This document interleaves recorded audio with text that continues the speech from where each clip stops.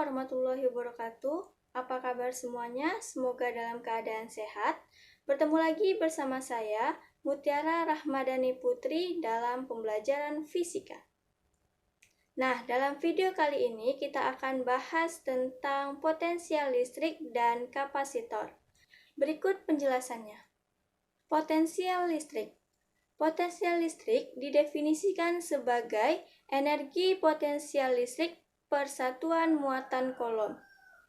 Misalkan, ketika berada di titik A, muatan Q mempunyai energi potensial sebesar EPA, maka dapat kita rumuskan VA sama dengan EPA per Q. Selanjutnya, potensial listrik oleh muatan titik. Bila kuat medan merupakan besaran vektor, maka beda potensial merupakan besaran skalar. Muatan positif akan menghasilkan potensial positif di sekitarnya, sedangkan muatan negatif akan menghasilkan potensial negatif.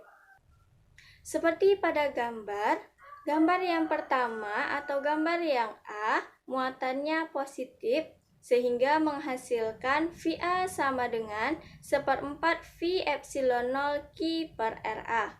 Sedangkan untuk gambar yang B yang bermuatan negatif akan menghasilkan VB sama dengan minus 1/4 V epsilon 0 Q per RB. Potensial listrik yang ditimbulkan oleh beberapa muatan sumber dihitung dengan perhitungan aljabar, yaitu V sama dengan K dikali dengan penjumlahan Qn per Rn, atau K dikali Q1 per R1 ditambah Q2 per R2 sampai Qn per Rn. Dan yang perlu diingat, muatan positif dan negatif perlu diperhitungkan dalam perhitungan potensial listrik. Potensial listrik pada bola konduktor berongga. Minggu lalu kita sudah pelajari tentang kuat medan listrik yang mana di dalam bola E-nya sama dengan 0. Nah, lalu bagaimana dengan beda potensialnya? Sesuai dengan definisi dari beda potensial, yang mana VA dikurang VB sama dengan 0, hal ini berarti potensial di dalam bola sama dengan potensial di permukaan bola. Dapat dikatakan bahwa di dalam bola adalah bidang ekipotensial, yaitu bidang yang di setiap titik memiliki potensial yang sama. Potensial listrik pada keping sejajar. Dua keping sejajar seluas A terpisah dengan jarak D, yang mana masing-masing memiliki muatan positif Q dan negatif Q, seperti pada gambar. Nah, untuk menentukan potensial listriknya, jika di antara dua keping, maka V sama dengan E dikali R, sedangkan di luar keping V sama dengan E dikali D. Selanjutnya, energi potensial listrik. Perhatikan gambar. Di gambar kita lihat sebuah muatan uji Q aksen diletakkan dekat dengan muatan sumber Q, maka energi potensialnya yaitu EP sama dengan 1/4 V epsilon 0 Q dikali Q aksen per R. Nah, selanjutnya kita masuk ke materi kapasitor. Kapasitor adalah dua penghantar yang diberi muatan yang sama tetapi berlawanan arah, yang mana bersifat menyimpan energi listrik atau muatan listrik. Kapasitas suatu kapasitor adalah perbandingan antara muatan Q dengan beda potensial. Maka dapat kita rumuskan C sama dengan Q per V. Nah, selanjutnya kegunaan kapasitor.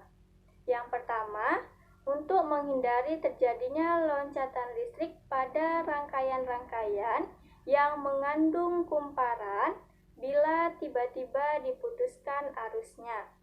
Yang kedua, untuk menghidupkan mesin mobil. Dan yang ketiga yaitu untuk memilih panjang gelombang yang ditangkap oleh penerima pesawat radio. Selanjutnya bentuk kapasitor. Yang pertama, kapasitor keping sejajar. Yang kedua, kapasitor bola sepusat. Dan yang ketiga, kapasitor berbentuk silinder. Oke, selanjutnya rangkaian kapasitor ada dua. Yang pertama yaitu rangkaian seri. Ada beberapa hal yang harus kita perhatikan pada rangkaian seri. Yang pertama yaitu muatan pada setiap kapasitor, yakni sama dengan jumlah muatan pada kapasitor pengganti, yaitu Qs sama dengan Q1 sama dengan Q2 sama dengan Q3 sama dengan Q4.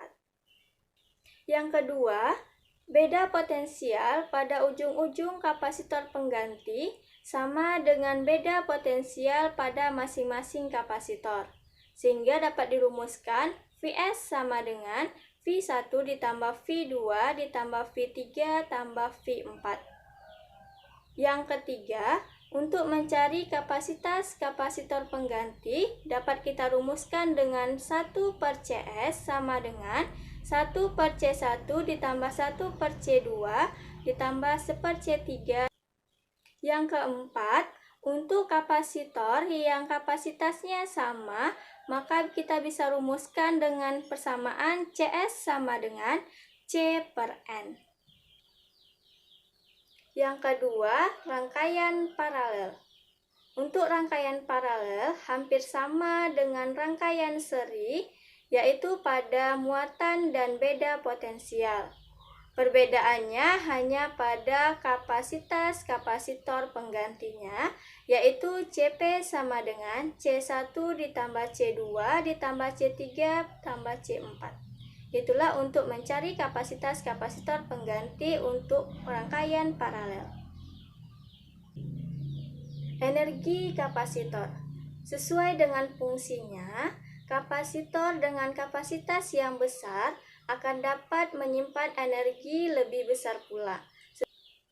Secara matematis dapat kita rumuskan yaitu W sama dengan setengah CV kuadrat atau setengah QV.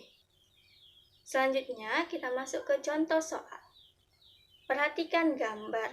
Di gambar ada dua buah kapasitor yang memiliki nilai 3 mikrofarad dan 6 mikrofarad, yang mana kedua kapasitor dihubungkan dengan tegangan 6 volt. Tentukanlah yang A besar kapasitas pengganti, yang B muatan pada kapasitor 1 dan kapasitor 2, dan yang C yaitu beda potensial kapasitor 1 dan kapasitor kedua. Penyelesaian untuk yang A, seperti yang kita lihat di gambar bahwa kapasitornya tersusun secara seri, maka kapasitas kapasitor penggantinya kita rumuskan 1/C sama dengan 1/C1 ditambah 1/C2. Kita masukkan nilainya yaitu 1/C sama dengan 1/3 ditambah 1/6, sehingga hasilnya 2 mikrofarad. Yang B yaitu besar muatan pada masing-masing kapasitor. Seperti yang kita ketahui bahwa pada rangkaian seri muatannya yaitu sama, sehingga kita rumuskan Q sama dengan C dikali dengan V. Kita masukkan nilainya yaitu 2 dikali 3 sama dengan untuk muatannya 6 mikrofarad. C. Beda potensial pada masing-masing kapasitor.